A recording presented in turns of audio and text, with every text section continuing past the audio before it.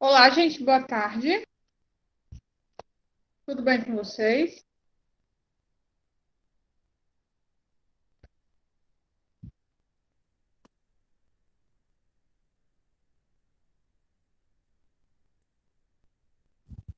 Só um minuto.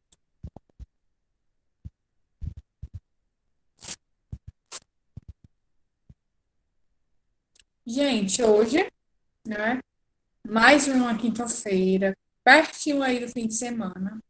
E hoje, gente, é dia 10 de setembro de 2020, né? Eu não sei se todo mundo sabe, mas hoje é o Dia Mundial da Prevenção do Suicídio, né?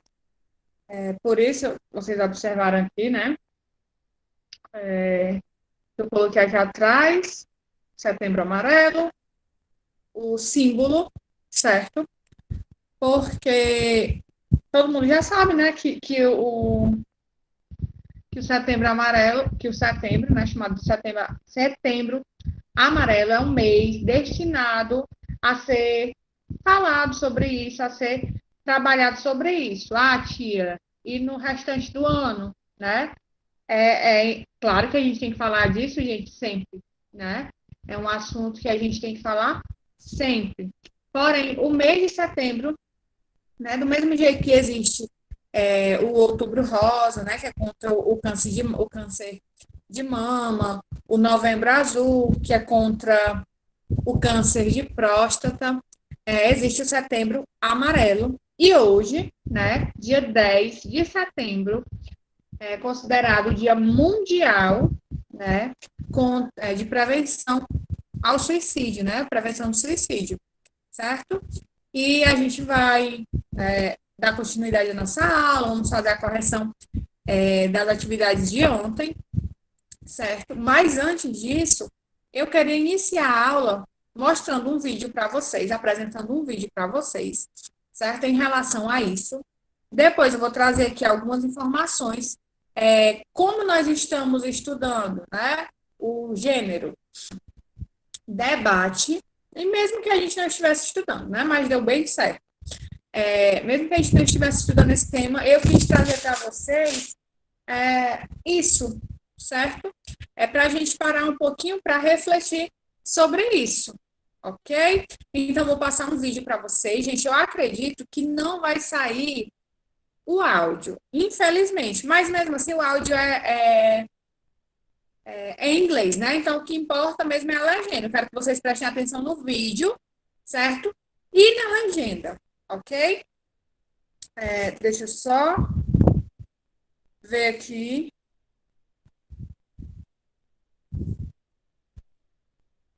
Pronto, gente. Só um minutinho, tá?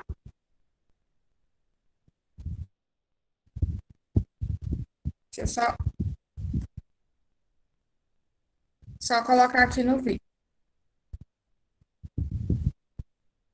Então, gente, eu vou pedir, vou aqui apresentar a tela, tá? Do meu celular.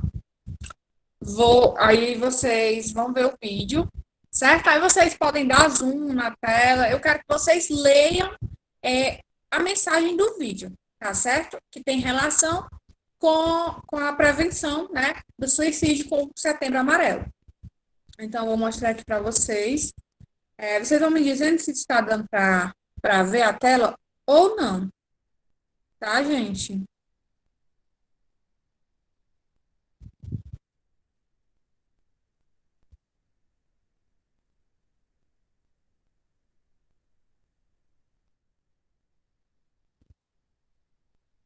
E aí, pessoal, me deem aí um ok, está dando para ver ou não? Porque não tenho como saber aqui.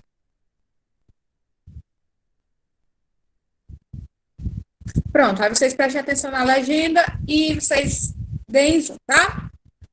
Vamos lá.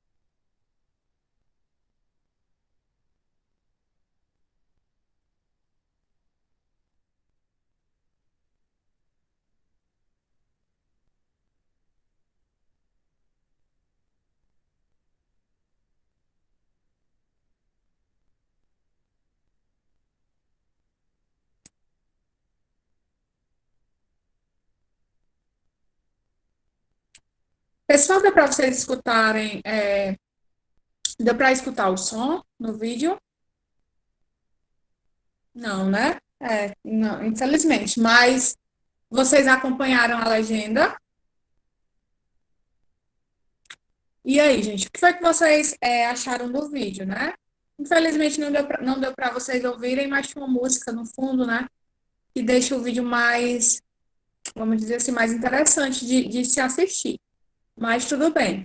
E aí, o que foi que vocês entenderam desse vídeo? O que foi que vocês perceberam nesse vídeo? Me falem aí. Depois eu vou deixar o link lá no. Se vocês quiserem, eu deixo o link lá no Google Sala de Aula para vocês assistirem ele com a música, tá? Mas e aí, gente? Vocês viram que era um garoto, né? Narrando a história de vida dele. E ele começa a narrar e a falar de várias coisas. E aí, o que foi que vocês entenderam dessa narração? Mesmo só lendo a legenda. Até porque o vídeo é em inglês, não ia modificar muita coisa.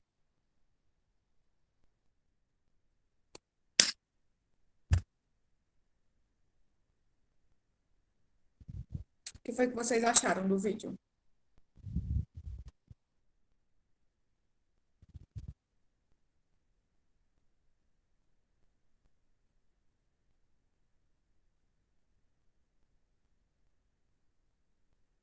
Profundo. Se identificaram com o rapaz do vídeo em algum momento? Eu acredito que a maioria das pessoas, né, que assistem, a gente, né, que assiste o vídeo, em algum momento do vídeo a gente se identifica com ele, né? Ele vai contando coisas, eu acho interessante porque no início do vídeo ele conta coisas simples, né?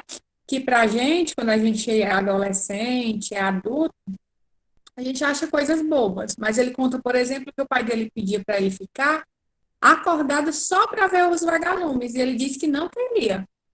Mas ele fica, né? Porque o pai dele pediu e ele disse que ele relata que é uma das coisas mais incríveis que ele viu.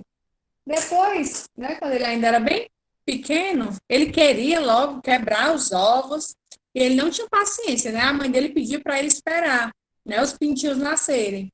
E ele, porque a mãe pedia, esperava. Então ele foi crescendo, né? E ele foi vendo que as coisas que ele vivia antigamente já não tinham tanto sentido. As coisas que ele vivia, né, que ele achava interessante, que faziam ele feliz, já não tinham tanto sentido.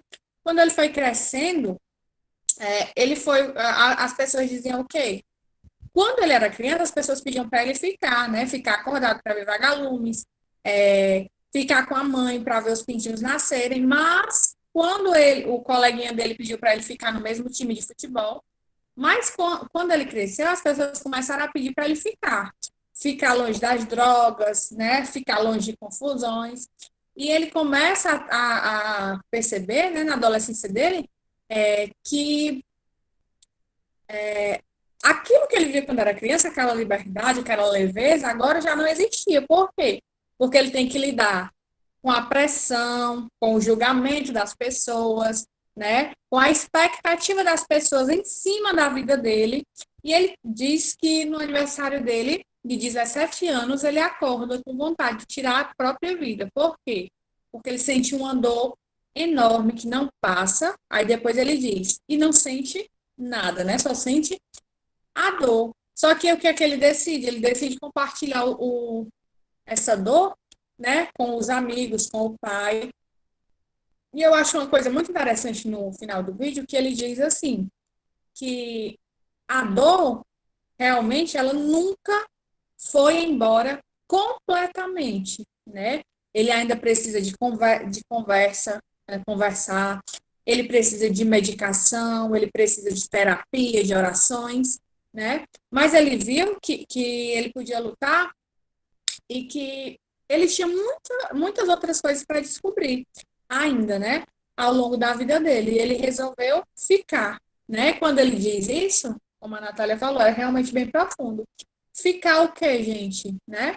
Ele disse que decidiu ficar, eu decidi ficar. Ficar o quê? Ele decidiu ficar vivo, né? Lutar pela vida dele, mesmo sendo muito difícil. né? E eu achei esse vídeo muito interessante, achei muito interessante trazer ele para vocês, porque é um vídeo para se meditar, né? Para repensar, porque é um vídeo bem realista, né? Porque normalmente, quando nós estamos tristes, ou quando algo nos incomoda, ou quando a gente sente alguma coisa, não é no passe de mágicas que aquela dor vai embora, que aquele pensamento negativo vai embora, mas com paciência, com os amigos, com a família, né? Quando a gente se abre, realmente a gente percebe que a vida tem muitas coisas, certo?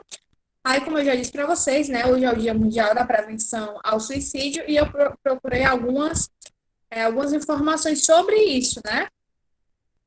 Essa campanha, ela foi criada, gente, com o intuito de conscientizar as pessoas sobre esse dia, né?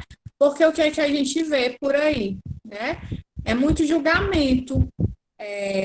A gente vê que o suicídio, na maioria das vezes, ele é causado, ele vem da depressão, né? A pessoa tem uma depressão, tem ansiedade, tem alguma coisa desse sentido, e muitas vezes leva a pessoa ao suicídio. As pessoas têm mania de julgar, têm mania de achar que é uma bobagem, de achar que uma pessoa que tem ansiedade, ou que tem depressão, está com falta de Deus, né? Porque a pessoa quer, a pessoa escolheu ser assim.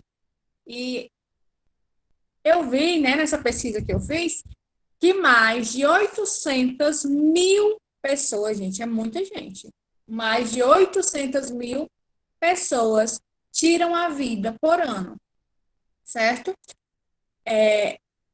Pesquisei também o que? Outra informação que eu achei relevante, que segundo uma pesquisa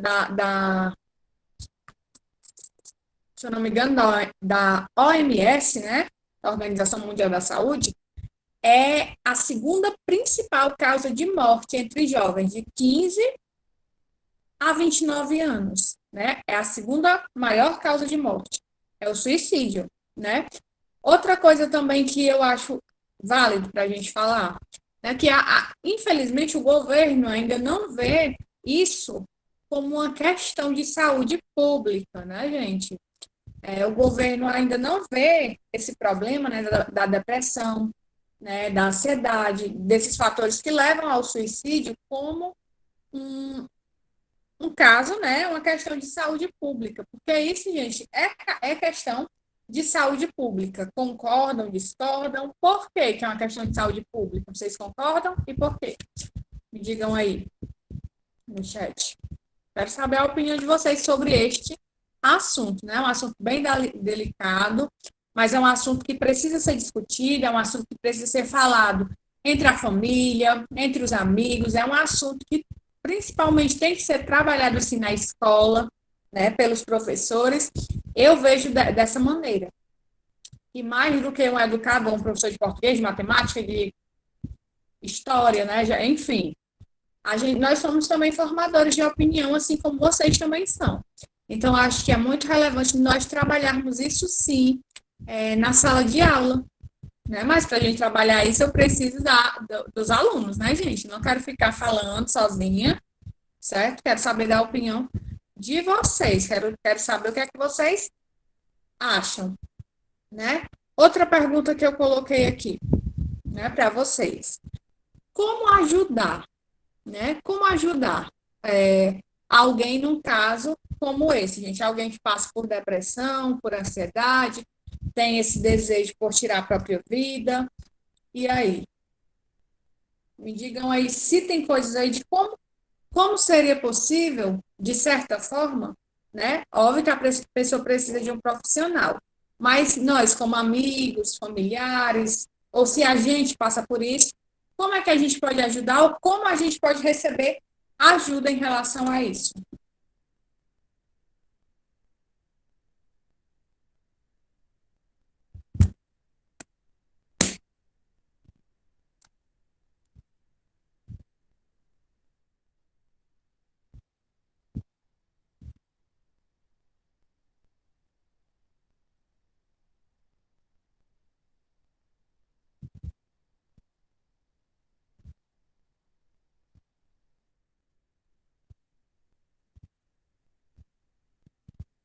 E aí, pessoal? Desculpa.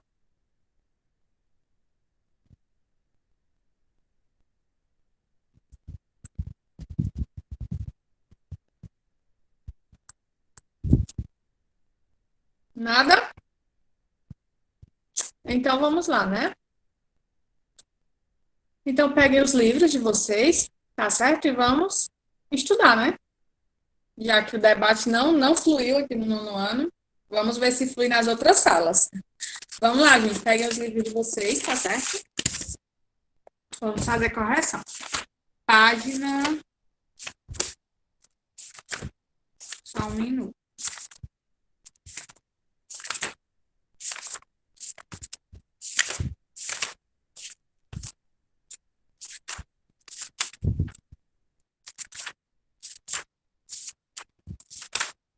Página 297, gente.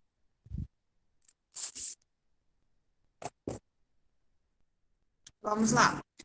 A gente vai corrigir as questões sobre o texto que nós lemos ontem, tá certo? E vamos corrigir e vamos ler um texto, né, bem pequenininho que tem aí que eu passei para vocês lerem e responderem também outras questões, certo? Página 297, desvendando os segredos do texto. Né? 1. É muito comum os jornalistas recorrerem à linguagem coloquial para escrever os textos. Utilizando o registro formal da língua, reescreva a sentença substituindo as expressões destacadas por outras sem alterar o sentido original, certo? Vamos lá. Primeira alternativa. Tinha que esperar o aparelho pegar no tranco. Terceiro parágrafo do texto. Aí, o autor do livro de vocês deixou em destaque aí em negrito essa parte, pegar no tranco. Gente, o que significa isso? Pegar no tranco, né? Se a gente for reescrever essa frase, como é que essa frase vai ficar? Tinha que esperar o aparelho o quê?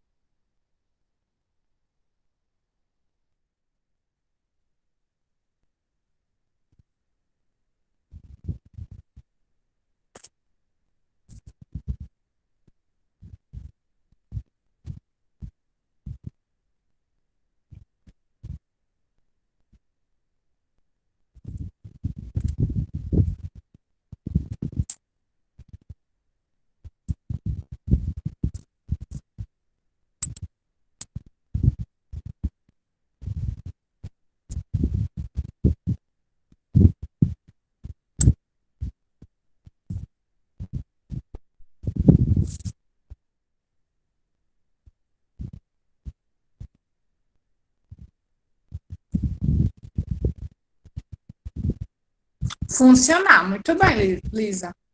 Né? Tinha que esperar o aparelho funcionar. Mesma coisa de pegar no tranco. Aí vocês vão repetir a frase e vão colocar aí, né, ao invés de pegar no tranco, funcionar. B. Mas ninguém entregava os pontos. E aí?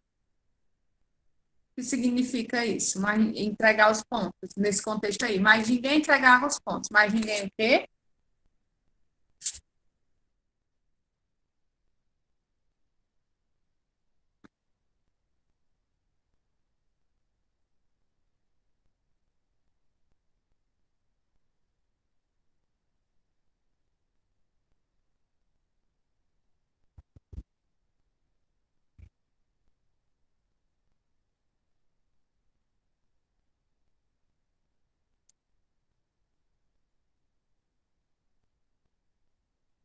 Mas ninguém desistia, né? Ninguém desistia, ninguém cedia, né?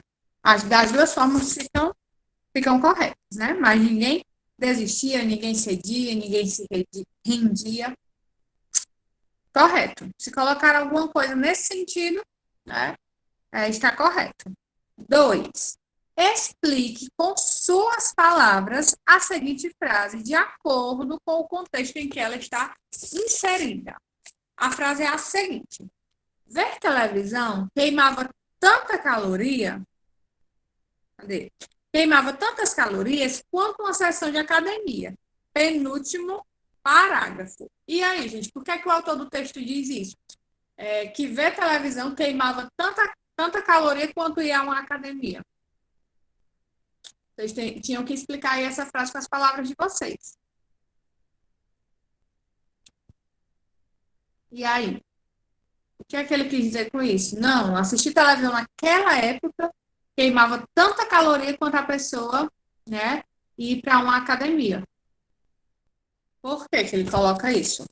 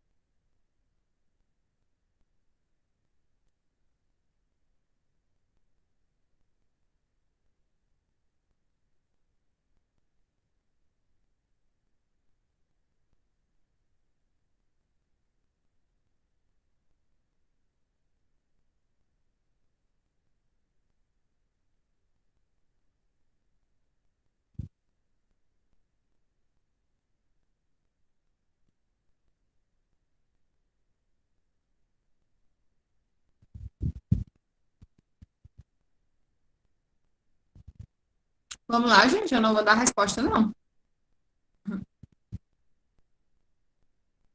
A resposta, até porque é uma resposta pessoal.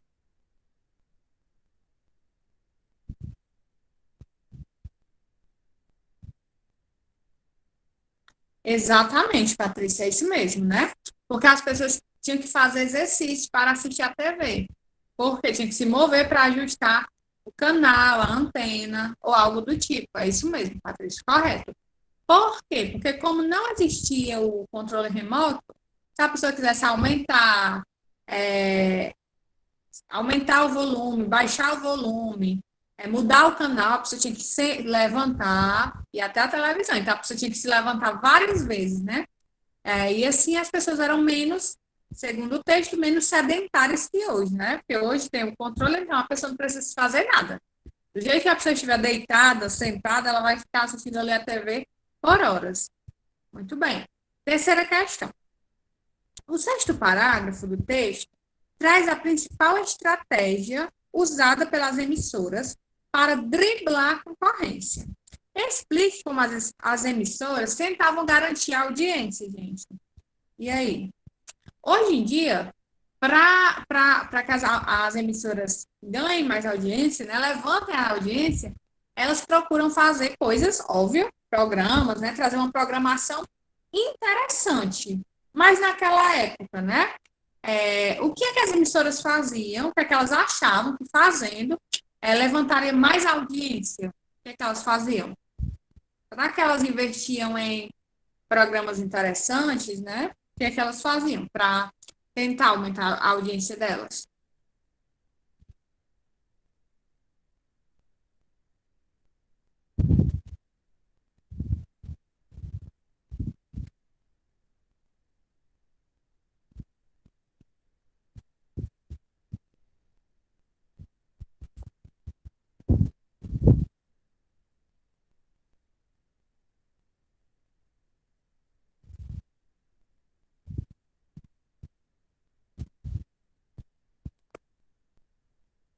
E aí, a gente leu isso ontem, né? Ele até fala no texto que os canais eram só do 6 até o 13 e o 9 ninguém assistia. Aí ele cita alguns canais de TV e ele fala, né, o que é que esses canais faziam para aumentar a audiência. E o que era, gente? Eles faziam uma coisa que não tinha muito, ao meu ver, né, não tinha muita muita coisa assim a ver, né? Não era uma coisa criativa. O que é que eles faziam? Eles copiavam, uns copiavam os outros, né? Eles faziam o quê? Copiavam os programas, apresentavam programas parecidos. Se em certo horário, exemplo, 7 horas da noite, estava passando tal coisa em um canal, o outro canal ia e copiava aquele programa. Então, de certa forma, né, a pessoa não tinha muito o que escolher na TV naquela época, porque todo canal que passava, eles copiavam. Sim, é sério, Patrícia. Não igual, né? Obviamente mudava, por exemplo, só mudava o quê? O apresentador, por exemplo, se fosse um programa de TV, mudava o apresentador. Mas o programa, né, era parecido.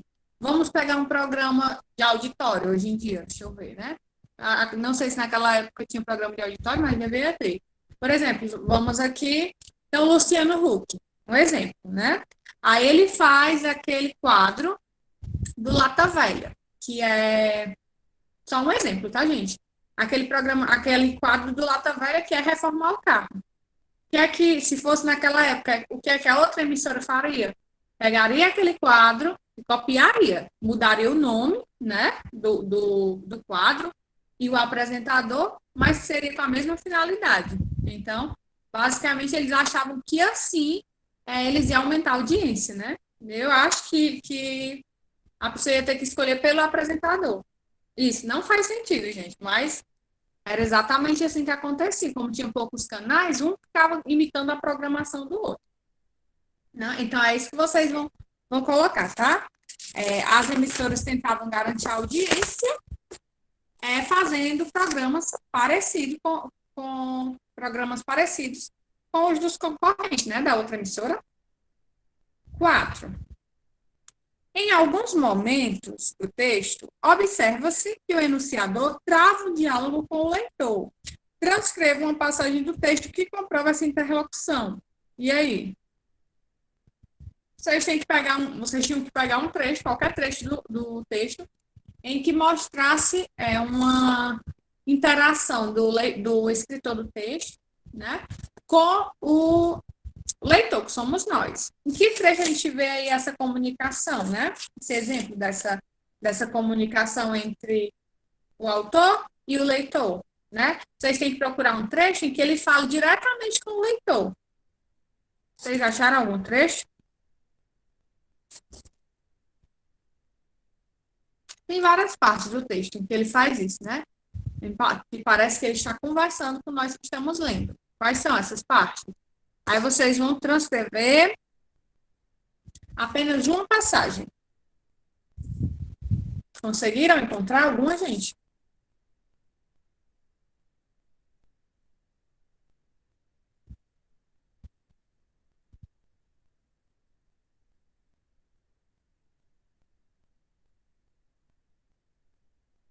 Tem mais de uma. Mas vocês precisam colocar só uma, tá certo?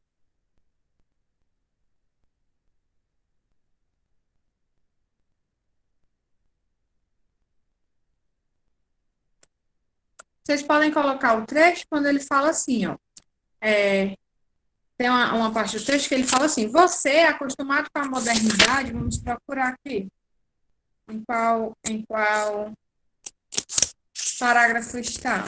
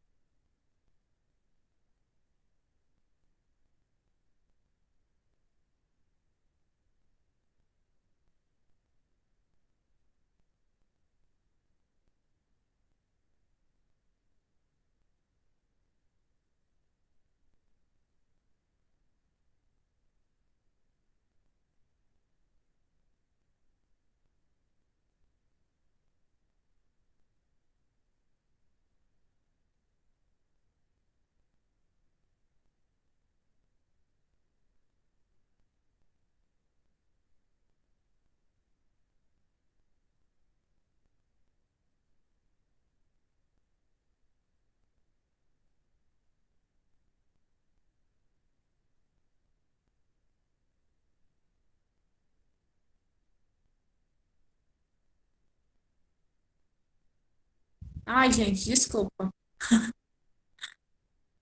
Mas essa parte aí que o Patrício colocou mesmo, tá? Falei de dois botões, que está na página 296, certo? No primeiro parágrafo da página 296, certo? Vamos lá. Agora, gente, nós vamos ler o texto 2, tá bom? Mas eu acho que só vai dar tempo ler o texto. Não vai dar tempo a gente corrigir, aí eu vou passar o restante das questões para vocês fazerem, que é sobre o texto 3, ok? Que é bem pequeno. Texto 2. A nova novela espetacular, realidade e ficção, no Big Brother Brasil. Vivemos em uma época em que o espaço público da antiguidade, que sediava as ações do homem, foi substituído pelo espaço virtual da televisão. Se antes a intimidade era um valor a ser preservado, na sociedade do espetáculo, expor a intimidade e ter a imagem divulgada passaram a ser os grandes valores almejados em um reino de aparências.